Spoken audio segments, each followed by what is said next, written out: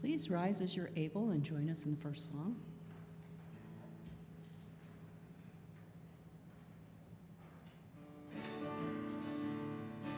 We got a good thing going on around here. We got a good thing going on around here. You can see it on each and every face. There's a sweet, sweet spirit in this place. We got a good thing going on around here. Got a good thing going on. We got a good thing going on. We got a good thing going on. We got a good thing going on around here. Got a good thing going on around here. We got a good thing going on around here. We got a simple message, it says so much, filled with happiness and love. We got a good thing going on around here. Got a good thing going on. We got a good thing going on. We got a good thing going on. We got a good thing going on around here. Got a good thing going on around here. We got a good thing going on around here. We got happy people doing happy things, and every day we love to sing. Got a good thing going on around here. Got a good thing going on. We got a good thing going on. We got a good thing going on. We got a good thing going on around here.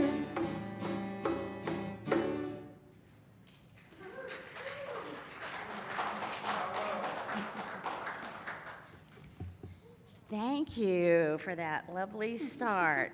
Good thing going on. All right. Today, it's my pleasure to introduce Beth Redding, who will be sharing her message today. Beth has been a member for about 7 years, and during her first visit at Unity, she knew that the church was for her. I do know what attracted Beth to Unity was the dove and the stained glass. She mentioned that one time when we were chatting. In the past, Beth has used her passion for art to organize the Solar Gallery exhibits at Unity, and she published her first book this last year. Now, we're going to welcome everyone, and let's stand and meet and greet, please.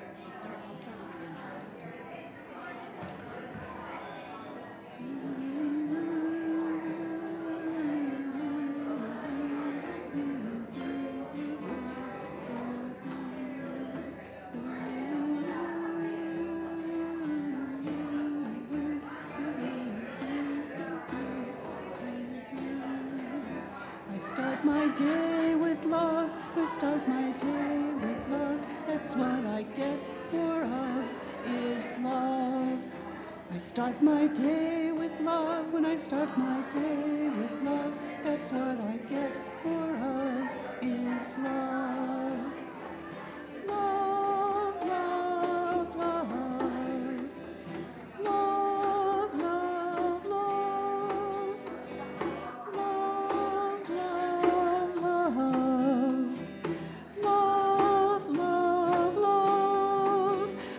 start my day with peace, when I start my day with peace, I feel that sweet release of peace. I start my day with peace, when I start my day with peace, I feel that sweet release of peace. Peace, peace, peace. Peace, peace, peace. Peace, peace, peace. Peace, peace, peace. I start my day with joy. When I start my day with joy, everything I do's infused with joy. I start my day with joy. When I start my day with joy, everything I do's infused with joy. Joy, joy, joy. Joy, joy, joy. Joy, joy, joy. Joy, joy, joy. I start my day with love. When I start my day with peace, I start my day with joy. I feel that sweet release.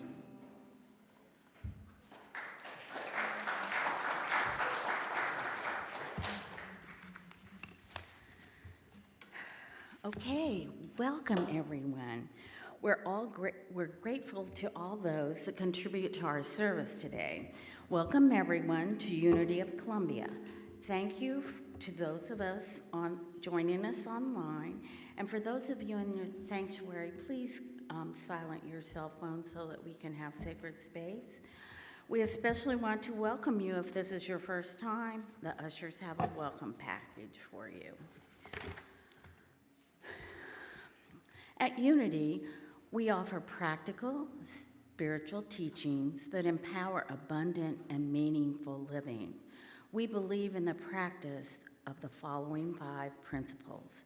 God is good, everywhere present. Our essence is of God, and therefore we are inherently good. We create our experience by the activity of our thinking. Prayer and meditation are the highest forms of creative thinking. As we practice these principles, we joyfully live the truth as we know it. Please affirm these words with me together. Centered in spirit, we trust in the potential of Unity of Columbia to express abundance in perfect divine order. Our community makes decisions for the highest good. We are open to the flow of new opportunities and claim prosperity now. Please join me in affirming our vision, mission, and core values. Our vision is we celebrate a spiritually awakened world. And our mission is we inspire the awakening and practice of divine love in every heart. In addition, we celebrate our core values, knowing that we have come here to be spirit-centered and to express the values of love, peace, and connection. Now I have a few announcements. Oh, this is so exciting. We will be having an all-music Sunday planned for August 30th. Have you got a favorite song that you'd like to be included? Please stop by the foyer and jot it down, a song request. We appreciate your contributions to this service. Now, there will be a special soul collage workshop with Reverend Lori Carl on August 23rd after the service. More details about the artistic session can be found in the foyer and in the electronic bulletin. And the prayer workshop that was scheduled for the 16th has been canceled. The affirmative prayer workshop will now be held in September, and the date will be announced later. We are assembling a vision board that reflects the vision quest responses from our last community meeting. More details and opportunities to get involved will be coming soon. Now, oh, this is great. We are having a house party. Everybody likes parties. Mark your calendars for Friday, September 25th from 5 to 7. This party will serve as a fundraiser for the Unity House, an area of our building that regularly hosts Unity groups and external renters. Yay. Okay, now it's time for the daily word. It is joy today. Joy lives in my heart and blesses my life. Joy lives in me as an aspect of my divine inheritance. I feel it as the love in my heart and the peace in my soul that colors my every experience. Even as the rhythms of life shift, joy is my constant companion. When living feels light, joy is in harmony with my relationships. The laughter in my celebrations and the satisfaction in my soul. When living feels heavy, joy is still present as my peaceful bearing and my faith-filled presence. My joy blesses me daily, but it is not for me alone. I share it generously. I rejoice in the source of light in times of peace and a shelter of times in trouble. I am blessed to live a joyful life. I affirm God's joy is in my joy today and every day. And the scripture reading is from Job chapter 8, verse 21. He will yet fill your mouth with laughter and your lips with shouts of joy. Now, we invite our prayer chaplains up so that we can turn our focus to the prayer box with the beautiful flowers today. In prayer, we expand our awareness, knowing that we are expressions of God. We open our minds to receive an abundance of all that is necessary to fulfill our soul's purpose. We now hold others in prayer. If you filled out a prayer slip, place it in the prayer box or speak your loved one's name aloud so that we can collectively hold space. Clarissa.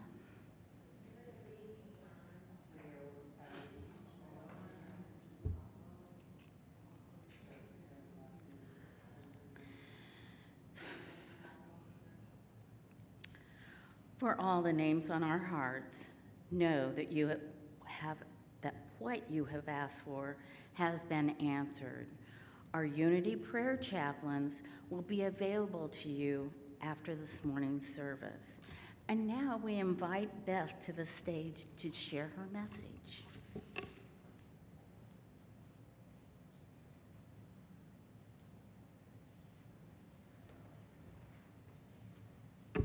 Good morning. Hopefully I can work this gizmo. Jacob's ladder and his struggle with God. You could also say this is my struggle with injustice. In the book of Genesis, we have Jacob, son of Isaac and grandson of Abraham, doing some very shady things. First, he steals his brother Esau's birthright. Then he deceives his blind father into giving him Esau's blessing. Despite this, he has several encounters with God. The first encounter happened on his way to seek a wife from relatives in Haran. He lay down to sleep, put a stone under his head,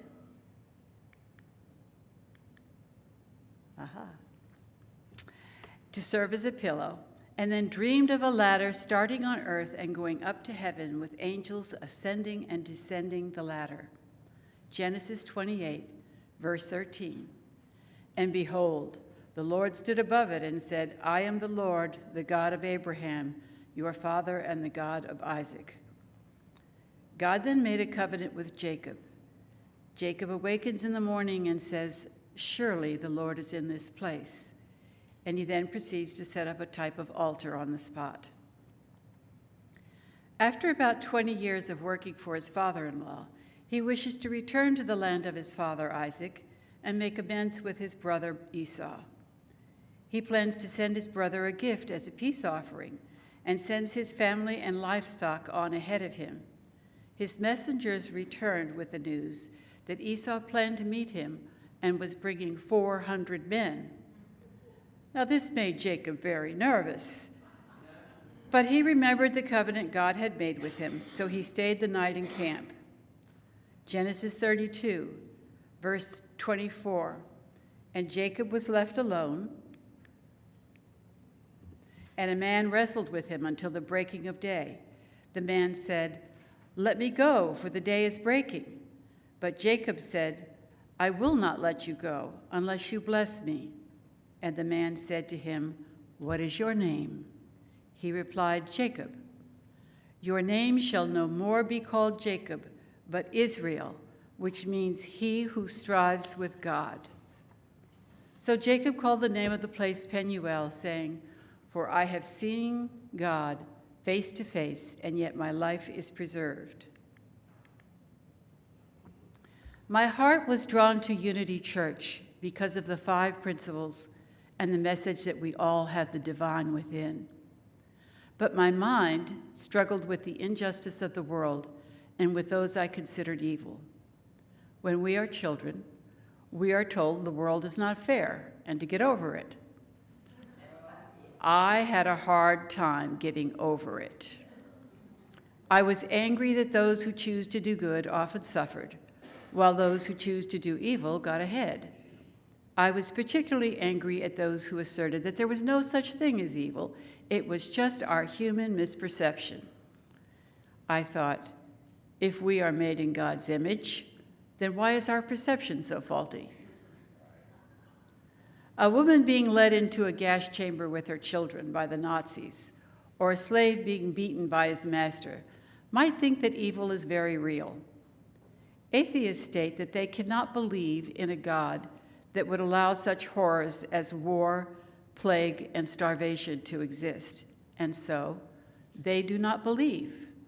They think we are alive and then we die, period. But I was not ready to abandon my concept of a good God so easily. My struggle with God and injustice took the form of writing a book. I called Seeking Center. It deals with the concepts of good and evil, order and chaos, karma and grace, a personal God versus universal consciousness, and much, much more. If I were to do it again, I would leave out much of the historical and mythical information as too distracting. But the process of writing and working through these issues brought me peace. I am no longer resentful or angry. The first issue I tackled in my book was good and evil. The knowledge of good and evil supposedly entered the world when Adam and Eve ate the apple in the Garden of Eden. Notice, however, the qualifier is the word knowledge. Knowledge is not wisdom. You can know something, but have no idea of how to apply that knowledge wisely. Let us start with good. That is easy. The golden rule asserts that you treat others as you wish to be treated. Jesus went further and said to love others as you love yourself. Respect, love, and caring embody this principle. You love yourself and you love others. Evil is a thornier issue. It essentially boils down to loving yourself first and foremost. Now, good people also do evil things, which are, in most instances, simply selfish things. There are small transgressions like cheating on taxes or padding one's resume.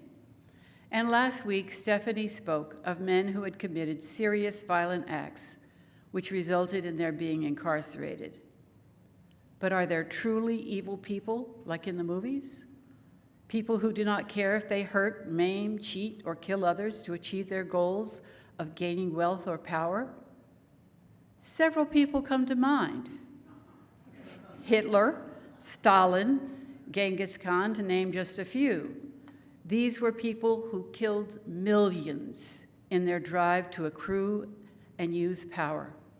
The desire for dominance and power is something shared with the animal kingdom. Many mammals, such as lions, wolves, horses, elks, and other, fight to exert dominance. Dominance enables the males to establish a territory, mate, and even gain a harem. But no species takes dominance as far as humans. I thought the excessive desire for power over others the ultimate sin.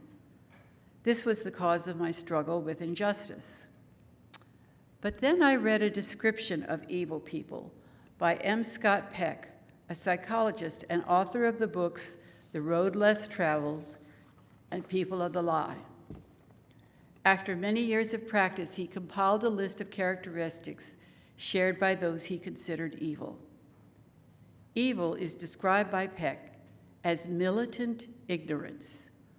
The original Judeo-Christian concept of sin is as a process that leads us to miss the mark and fall short of perfection.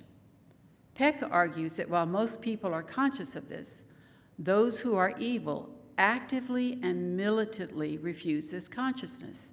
They refuse to look at their dark side, their shadow. Peck considers those he calls evil to be attempting to escape and hide from their own conscience through self-deception. They choose to be ignorant. A good example of this is the lead character in the story of Dorian Gray by Oscar Wilde. Dorian is so vain that he makes a deal with the devil that he will stay young and beautiful forever, while his portrait ages and shows the results of his hedonism. He refuses to look at it. In the end, when he accidentally sees his portrait, revealing his grotesqueness, he stabs it, and all the results of his ugly debauchery transfer back to him. He didn't want to see what he looked like. According to Peck, an evil person is a narcissist who cannot accept any personal flaws and will actively and militantly refuse this consciousness. The ultimate sin is pride. Here are just a few characteristics. The evil person, 1, is consistently self-deceiving with the intent of avoiding guilt and maintaining a self-image of perfection. 2, maintains a high level of respectability and lies incessantly to do so. 3, projects his or her evils and sins onto very specific targets, scapegoats, while being apparently normal with everyone else. 4, abuses political and emotional power over others by overt or covert means. 5, is unable to think from the viewpoint of their victim. And 6, has a covert intolerance to criticism and other forms of narcissistic injury. I believe this list was made in the 1980s, yet it strikes a chord today. Why my focus on evil people? Precisely because they have accrued so much power, they are often the people who shape the events of the world and cause injustice. Because they are unable to tolerate the pain of introspection, they constantly run away from their evil by putting themselves in a position of moral superiority and putting the focus of evil on others. Hitler scapegoating the Jews comes to mind. The British thought they were superior to the people of India, and the Ku Klux Klan thinks they are superior to blacks. They could therefore rationalize violence against them. The desire for power over others is a way to both inflate the ego and to protect it. Thus, the desire for overwhelming power is a result of pride, which was the downfall of Lucifer. There is, in fact, a huge similarity between Peck's list of evil characteristics and those of Satan. He is narcissistic and imagines himself to be perfect. He deceives and is wily or cunning in his deception. He abuses political or emotional power to control others, and he cannot identify with his victims, enabling him to be incredibly cruel. Joseph B. Lumpkin, in his book, The Books of Enoch, wrote, "Does evil have a reasoned intent to hurt, kill, and destroy, or is there an egomaniacal innocence to evil? Could it be that complete evil is actually a blind selfishness?" He concludes that the nature of evil is a twisted, childish innocence, a self-centered and myopic view that only thinks of me, me, me. A childish innocence? This brings me to remarks I heard from a Unity member while discussing the bad behaviors and tantrums of a young child she knew. She said something to the effect of, "He's young. You have to forgive him." There is an expression, young and stupid. This applies to some of the young men in Stephanie's outreach prison groups. It was certainly an apt descriptor of me when I was in my 20s. I did things I regret and pray that my grandparents, who raised me, can now forgive me. Forgiveness, specifically for those who are young in soul growth or don't know any better. Jesus remarked, "Forgive them, for they know not what they do." This is how we face seeming injustice. Forgiveness frees the person who is offended by injustice, bigots, liars, despots, and greedy self-dealers. You can be free of resentment and anger. You can love the divine within them while recognizing their distortion. You can love the soul, not the sickness. They are still young in soul growth. They have knowledge, but not wisdom. They will receive their discipline not through an angry, judgmental God, but through the impersonal, yet infinitely fair balancing law God provided, karma. For those of us who believe in reincarnation, this is where my version of Jacob's ladder comes in. We learn lessons in each lifetime and hopefully grow and mature in soul development. At death, we ascend the ladder, rest in God's love, reflect on what was learned, choose our next spiritual goal, and descend again for our next life. Reincarnation was taught in the early centuries of Christianity, but Constantinople wanted a uniform faith, and the priests and church fathers wanted followers to approach God exclusively through them, and not to think that they had more than one lifetime for salvation. Nevertheless, if you do not believe in reincarnation, the idea of soul growth still applies. In both instances, the goal is to grow towards Christ consciousness, to grow in wisdom. We may all have the divine within us, but few have reached full Christ consciousness. I confess I chuckle when a certain corrupt politician becomes humiliated, but also know that this is wrong on my part. We may be more mature than those who are younger in soul growth, but we are not superior to them any more than an elder sister is superior to a younger brother. Nevertheless, I still find humor a good antidote for the daily news. Thus far, I have been talking of major evil committed by people we are not personally in contact with, such as politicians, heads of industry, etc. What about sins committed by our family, friends, or acquaintances? The husband who cheated, the cold-hearted daughter, or the friend who gossiped about you? Any anger or resentment felt on your part primarily hurts you. It is like a poison in your heart.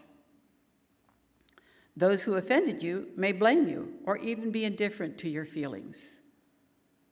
Again, forgiveness is freeing. You forgive others for your own benefit. You no longer need to live in an endless loop replaying past transgressions. You can move on.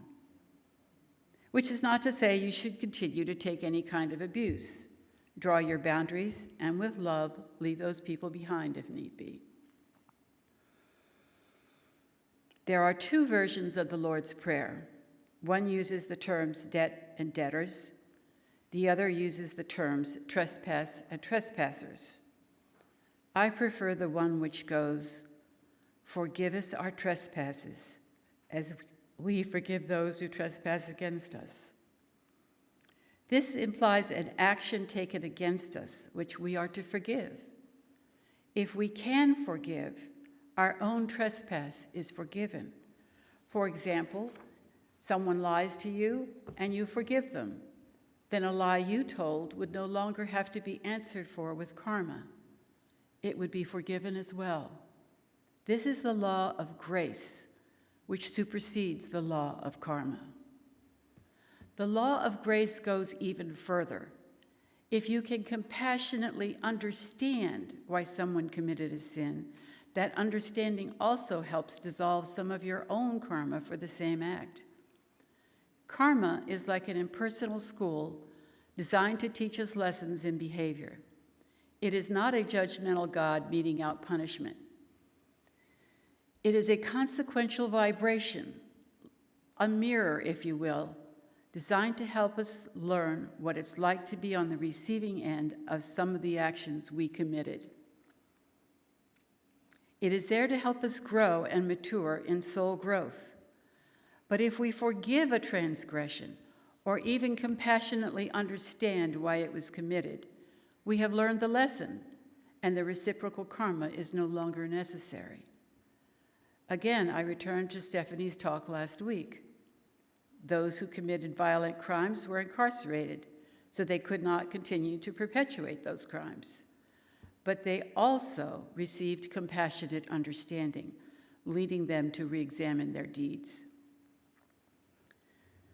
An easy way to think of this is the idea that you reap what you sow. If you sow anger and resentment, you receive anger and resentment. If you sow understanding and forgiveness, you receive understanding and forgiveness. So understanding and forgiveness frees your mind in three important ways. First, from resenting the unfairness of the world. Second, from endlessly replaying hurtful situations in a loop. And third, from negative karmic reactions. I have found that forgiveness is rarely one and done. I will think I have forgiven someone, only to have an old loop begin to replay. But I do not guilt myself over this. I simply reaffirm my forgiveness and consciously end the replay. And then I feel more free, more in control, and more at peace. What are we to do about transgressions on a national or personal level? Does forgiveness and understanding just mean acceptance? I do not think so. I agree with Ray, one of our wise members, who says, "Do what you can and then let the rest go." Some of the best examples of positive action taken against an evil were when Gandhi led protests against England, when Martin Luther King Jr. led marches for civil rights, and more recently, when hundreds of thousands of Minnesotans marched during the freezing cold to protest the killings of Renee Good and Alex Peretti. It was effective. No one is buying the administration's version of the latest killings in Houston or Maine.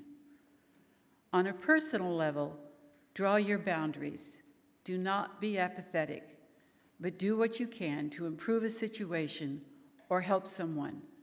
Then step back and let God take over. Thank you.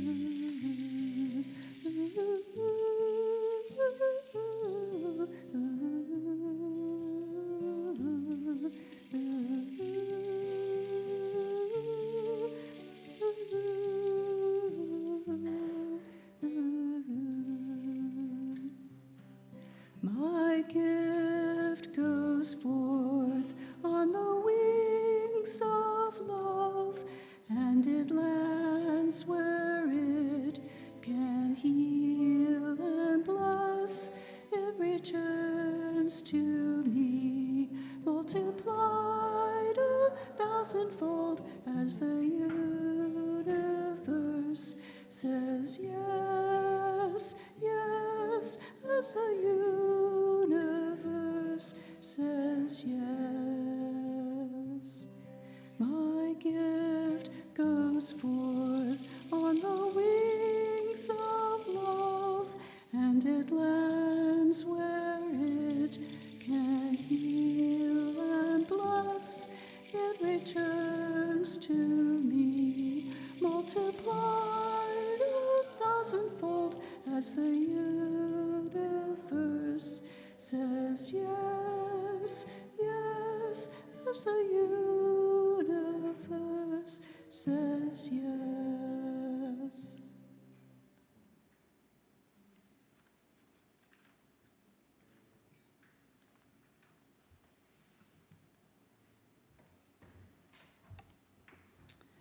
As I read in the Bible earlier, Jacob was worried that his brother Esau was coming to seek revenge upon him. Instead, Esau forgave him. Is there someone in your life whom you could forgive for an act large or small? Free yourself from the pain. Forgiveness lightens one's being. Another act that uplifts is being grateful. I cannot tell you how grateful I am to be part of this Unity community. I have found friends here, people I call wise ones, those I consider lights and way showers. So as we go into silent meditation, dwell on forgiveness or gratitude.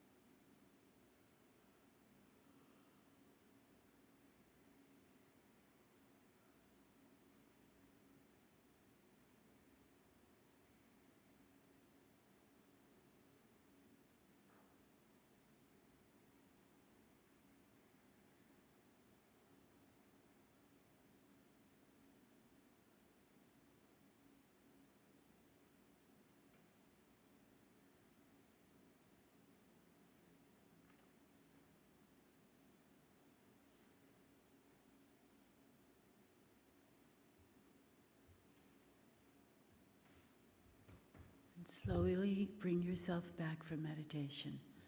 I think we have another song.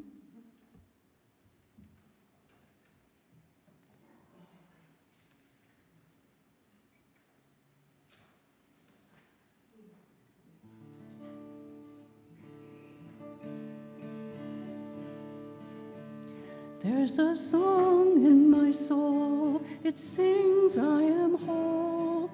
Everywhere I go, it sings I am whole. You can join me. There's a song in my soul, it sings I am whole. Everywhere I go, it sings I am whole. I am whole, I am whole, I am whole, I am whole, I am whole, I am whole, I am whole, I am whole. There's a song in my soul, it sings I am healed. I take a breath and know I am healed. There's a song in my soul, it sings I am healed. I take a breath and know I am healed. I am healed. I am healed. I am healed. I am healed. I am healed, I am healed, I am healed, I am healed. There's a song in my heart, it sings I am loved, it whispers in my ear, I am loved. There's a song in my heart, it sings I am loved, it whispers in my ear, I am loved, I am loved, I am loved, I am loved, I am loved, I am loved, I am loved, I am loved, I am loved.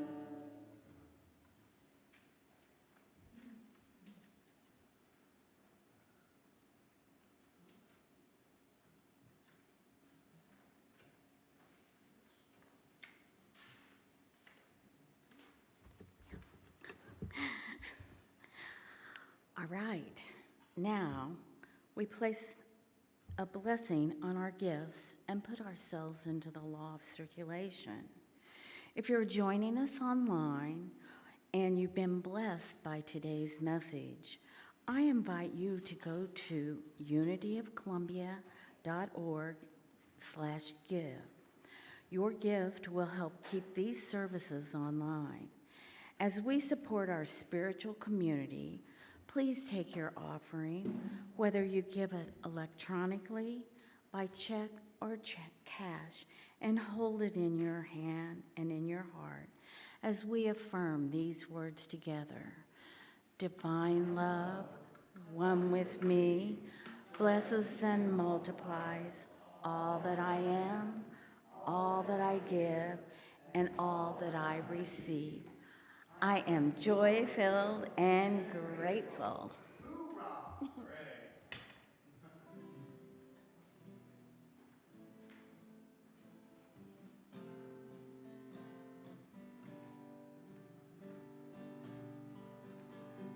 People gather round, something I would say. What brings us together here has blessed us all today.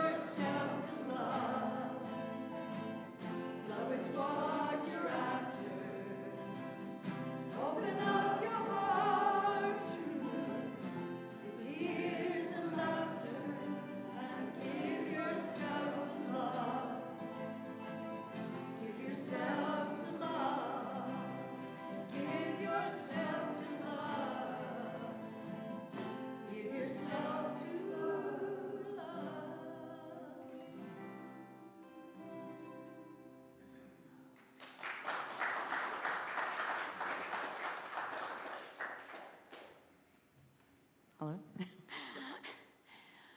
We bless these gifts that are given freely today, especially, so that the gifts we have can help ensure that our community is able to support a supportive community and help those in our world today. For this, we thank God. Amen. And now we get to welcome our child. Excited to have someone today.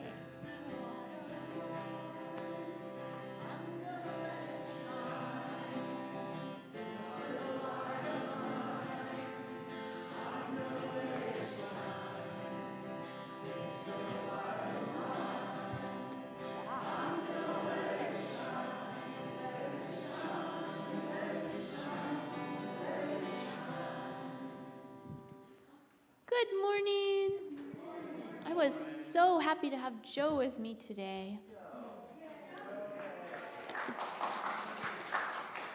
So we were thinking about kindness today, and Joe made this beautiful picture with all our Grow with Kindness flowers.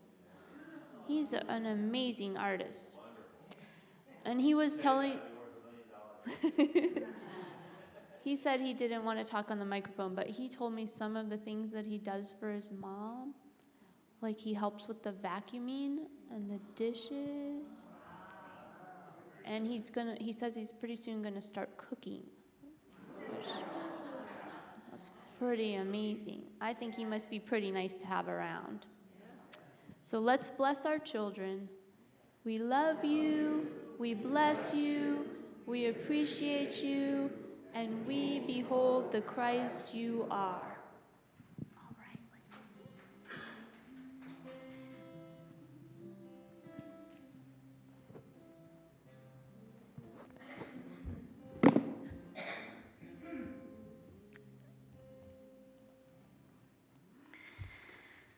Please rise and join me as we sing the prayer for protection.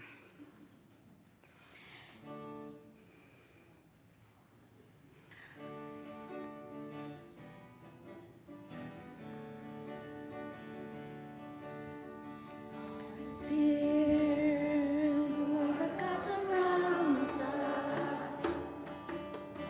God is here. Love of God enfolds us. The power of God protects us. The presence of God watches over us. Wherever we are, God is. As you move through your week, I invite you to show up in the world as you were wonderfully and beautifully made, in joy and pure love, and remember gratitude and forgiveness, nice things for the week. Wherever you are, God is.